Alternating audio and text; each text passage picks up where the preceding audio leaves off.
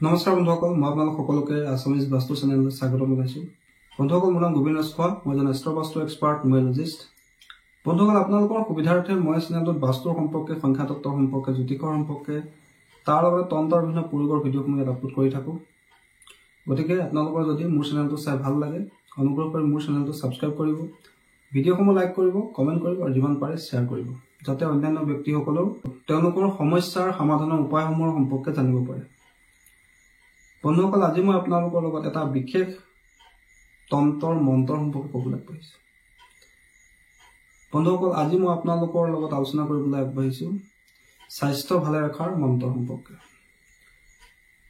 গতিকে বন্ধুসকল, আপোনালোকে ভিডিঅ'টো সম্পূৰ্ণকৈ চাব, যাতে সম্পূৰ্ণ বিধিটো গম পায়, অন্যথা আপোনালোকৰ এই প্ৰয়োগটো বিফলো হ'ব পাৰে। বন্ধুসকল, প্ৰথম কথা হ'ল যে আমি নিজৰ স্বাস্থ্য সকলোৱে ধ্যান ৰখা উচিত, যিহেতু স্বাস্থ্যই হৈছে পৰম ধন। দেহা থাকিলে বেহা বুলি অসমীয়া এষাৰ কথা আছে। গতিকে নিজৰ স্বাস্থ্যৰ সদায় যতন ল'ব লাগে, সদায় আমি সময়মতে খাদ্য গ্ৰহণ কৰিব লাগে, আৰু তাৰোপৰি সম পৰিমাণে আমি পানীও খাই থাকিব লাগে। নিজৰ স্বাস্থ্যৰ যতন আমি নিজেই ল'ব লাগে, আৰু তাৰ কাৰণে আমি য়োগা কৰিব পাৰোঁ, জিম কৰিব পাৰোঁ, বা বিভিন্ন ধৰণৰ আজিকালি টেকনিক আছে যাৰ জৰিয়তে নিজৰ স্বাস্থ্য ঠিক ৰাখিব পাৰোঁ, বা আমি নিজৰ ডায়েটৰ ওপৰতো ধ্যান ৰাখিব লাগে। কিন্তু কি হয় বন্ধুসকল, বহুতে নিজৰ স্বাস্থ্য খুব খেয়াল ৰাখে। প্ৰত্যেকটো বস্তু খাওঁতে তেওঁলোকে ভাবি চিন্তি খায়, যধে মধে যিকোনো বস্তু কেতিয়াও নাখায়। তথাপি তেওঁলোকৰ খুব স্বাস্থ্যৰ সমস্যা হয়। বন্ধুসকল, স্বাস্থ্যৰ সমস্যা হোৱাৰ বিভিন্ন কাৰণ থাকে। বেয়া গ্ৰহৰ দশা চলি থাকে, জন্মকুষ্ঠিত লগ্নৰ ওপৰত বেয়া গ্ৰহৰ দৃষ্টি থাকে, যদি কাৰোবাৰ ঘৰত খুব বাস্তুদোষ থাকে, তাৰোপৰি যদি কোনো ঘৰত কোনো নিগেটিভ এনাৰ্জিৰ প্ৰভাৱ থাকে, বা কোনো ধৰণৰ তান্ত্ৰিক প্ৰয়োগ কৰা থাকে, সেই ক্ষেত্ৰতো কিন্তু ব্যক্তিৰ নানান শাৰীৰিক সমস্যা হ'ব পাৰে। যি কি নহওক বন্ধুসকল, আজি মই যিটো উপায় ক'বলৈ আগবাঢ়িছোঁ, এই উপায়টো সকলোৱে কৰিব পাৰে। এই উপায়টোৱে আপোনাৰ স্বাস্থ্য ভালে ৰখাত সহায় কৰিব। বন্ধুসকল, স্বাস্থ্য ভালে ৰাখিবৰ কাৰণে আগতে মই আপোনালোকক এটা চুইচ ৱৰ্ড দিছিলোঁ। সেই চুইচ ৱৰ্ডটো আপোনালোকক বহুতে হয়তো গম পাইছে। সেই চুইচ ৱৰ্ডটো কোৱা হয় অশ্বিনা। অশ্বিনা অশ্বিনা হৈছে অশ্বিনী কুমাৰৰ নাম। অশ্বিনী কুমাৰ হৈছে দেৱতাৰ বৈদ্য, অৰ্থাৎ দেৱতাৰ ডক্তৰ। গতিকে আপোনাৰ স্বাস্থ্য যাতে সদায় ঠিক থাকে, তাৰ কাৰণে আপোনালোকে এই অশ্বিনা এই চুইচ ৱৰ্ডটো যিমান পাৰে জপ কৰিব লাগে। তাৰোপৰি আজি মই আপোনালোকক এটা মন্ত্ৰ দিম। সেই মন্ত্ৰটো আপোনালোকে সদায় প্ৰয়োগ কৰিব। আপোনাৰ শৰীৰ সদায় সুস্থ থাকিব, সবল থাকিব। আপোনাৰ দিনক দিনে ইমিউনিটি ষ্ট্ৰং হ'ব, ৰোগ ব্যাধিৰ পৰা আপোনাৰ সুৰক্ষা লাভ হ'ব, আৰু যদি কেতিয়াবা ৰোগ হয়ও খুব কম দিনৰ ভিতৰতে সেই ৰোগৰ পৰা আপুনি মুক্তিও লাভ কৰিব। বন্ধুসকল, সেই মন্ত্ৰটো কোৱা হৈছে ৰোগ মুক্তিৰ ধনন্তৰী মন্ত্ৰ। বন্ধুসকল, আপোনালোকে ধনন্তৰী দেৱতাৰ নাম নিশ্চয় শুনিছে। ধনন্তৰী হৈছে দেৱতাৰ বৈদ্য। ধনন্তৰীৰ হাতত এটা অমৃতৰ কলহ থাকে, অৰ্থাৎ মেডিচিনৰ দেৱতা বুলি তেওঁক কোৱা হয়। যিমানখিনি মেডিচিন আছে পৃথিৱীত, সেই মেডিচিনৰ দেৱতা হৈছে ধনন্তৰী। ধনতেৰছৰ দিনা ধনন্তৰী পূজাও কৰা হয়, কিন্তু তেওঁৰ জন্মদিনটোকে ধনতেৰছ পালন কৰা হয়। বন্ধুসকল, এতিয়া কথা হ'ল এই মন্ত্ৰটো প্ৰয়োগৰ পদ্ধতি অকণমান সুকীয়া। কিন্তু প্ৰথমে মন্ত্ৰটোৰ প্ৰয়োগটো জানি লওক, আৰু যদি স্কিপ কৰি চায় তেন্তে কিন্তু মূল কথাকেইটা আপোনালোকে বুজি নাপাব। প্ৰথম কথা হ'ল এই মন্ত্ৰটো আপোনালোকে যেতিয়াই তেতিয়াই মুখস্থ কৰিলে নহ'ব। কিন্তু এই মন্ত্ৰটো আপোনালোকে কোনো পূৰ্ণিমাৰ দিনা ৰাতিপুৱাৰ সময়ত ভগৱান বিষ্ণুৰ চিত্ৰ বা মূৰ্তিৰ সন্মুখত বহি, ভগৱান বিষ্ণুৰ চিত্ৰ বা মূৰ্তিৰ সন্মুখত বহি ভগৱান বিষ্ণুৰ চৰণত হালধীয়া পুষ্প অৰ্পণ কৰি, হালধীয়া ফুল অৰ্পণ কৰি, সন্মুখত ধূপ আৰু চাকি জ্বলাই এই মন্ত্ৰটো আপোনালোকে মুখস্থ কৰি 108 বাৰ জপ কৰিব। মালাৰ সহায়তো কৰিব পাৰে, বা আপোনালোকে মনে মনে জপ কৰিব পাৰে। হিচাপ কৰি 108 বাৰ আপোনালোকে ভগৱান বিষ্ণুৰ সন্মুখত ধূপ চাকি জ্বলাই এই মন্ত্ৰটো 108 বাৰ জপ কৰিব।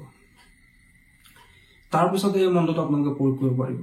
কেনেকৈ প্ৰয়োগ কৰিব লাগে সেইটোও শুনি লওক।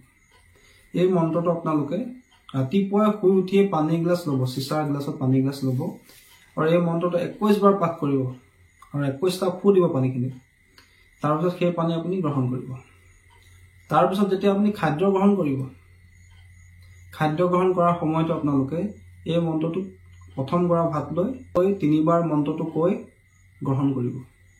ঠিক তেনেকৈ শোৱাৰ সময়তো আপোনালোকে এবাৰ এই মন্ত্ৰটো মনে মনে জপ কৰি শুই যাব। তিনি ধৰণে আপোনালোকে এই মন্ত্ৰটো প্ৰয়োগ কৰিব লাগিব। ৰাতিপুৱাই শুই উঠি এগিলাচ পানীত 21 বাৰ পাঠ কৰি মনে মনে পাঠ কৰি বা উচ্চাৰণ কৰি পাঠ কৰি 21টা পুদি সেই পানীখিনি আপোনালোকে খাব। যেতিয়া আপুনি খাদ্য গ্ৰহণ কৰিব প্ৰথম গৰা ভাত লৈ 3 বাৰকৈ ক'ব। 3 বাৰকৈ এই মন্ত্ৰটো মনে মনে কৈ খাদ্য গ্ৰহণ কৰিব। যেতিয়া শুবলৈ যাব শোৱাৰ আগমুহূৰ্তত এবাৰ এই মন্ত্ৰটো কৈ আপোনালোকে শুব। মনে মনে ক'লেও কোনো কথা নাই। বন্ধুসকল, এইদৰে আপোনালোকে এই মন্ত্ৰটো প্ৰয়োগ কৰিব লাগিব আৰু কণ্টিনিউ কৰিব লাগিব। আপোনালোকে কণ্টিনিউ কৰি চাওক, আপোনালোকৰ শৰীৰত যদি কিবা ৰোগ ব্যাধি আছে সেয়া লাহে লাহে নাইকিয়া হৈ যাব। আপোনাৰ শৰীৰৰ ইমিউনিটি ষ্ট্ৰং হৈ যাব। আপোনাৰ শৰীৰত যদি কিবা কাৰণে মেডিচিনে কাম নিদিয়া হৈছে তেন্তে সেই ক্ষেত্ৰতো এই মন্ত্ৰটো আপোনাক সহায় কৰিব। কিন্তু বন্ধুসকল, ইয়াক আপোনালোকে কণ্টিনিউ প্ৰয়োগ কৰিব লাগিব আৰু সম্পূৰ্ণ বিশ্বাস সহকাৰে আস্থা সহকাৰে এই মন্ত্ৰটো প্ৰয়োগ কৰিব লাগিব। বন্ধুসকল, এইটো এটা বৈদিক মন্ত্ৰ, গতিকে ইয়াৰ উচ্চাৰণৰ ওপৰতো আপোনালোকে ধ্যান ৰাখিব।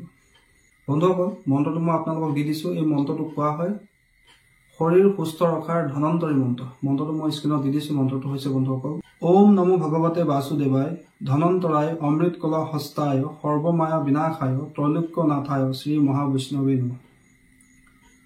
বন্ধুসকল, মন্ত্ৰটো আগৰ পৰা কৈ দিছোঁ। ওম নমো ভগৱতে বাসুদেৱায় ধনন্তৰায় অমৃত কলা হস্তায় সৰ্বমায়া বিনাশায় ত্ৰৈলোক্য নাথায় শ্ৰী মহাবৈষ্ণৱী নমঃ। বন্ধুসকল, এই মন্ত্ৰটো আপোনালোকে ভালকৈ মুখস্থ কৰি ল'ব। কৰি লৈ আপোনালোকে যিকোনো পূৰ্ণিমাৰ দিনা, যিকোনো মাহৰ পূৰ্ণিমাৰ দিনা ভগৱান বিষ্ণুৰ মূৰ্তি বা ফটোৰ সন্মুখত বহি তেওঁক হালধীয়া পুষ্প অৰ্পণ কৰি চাকি বন্তি জ্বলাই এই মন্ত্ৰটো 108 বাৰ পাঠ কৰিব। পাঠ কৰাৰ পিছত এই মন্ত্ৰটো জাগ্ৰত হ'ব। তাৰপিছত এই মন্ত্ৰটো আপুনি ৰাতিপুৱা শুই উঠি এগিলাচ পানীত 21 বাৰ পাঠ কৰি 21টা পুদি সেই পানী আপুনি গ্ৰহণ কৰিব। ভাত খোৱাৰ সময়ত 3 বাৰকৈ গ্ৰহণ কৰিব। শোৱাৰ সময়ত এবাৰকৈ আপুনি টোপনি যাব। আপোনাৰ স্বাস্থ্য সদায় সুস্থ সবল হৈ থাকিব আৰু যদি ৰোগ ব্যাধি কেতিয়াবা হয়ও খুব কম দিনৰ ভিতৰতে আপুনি তাৰ পৰা মুক্তি লাভ কৰিব।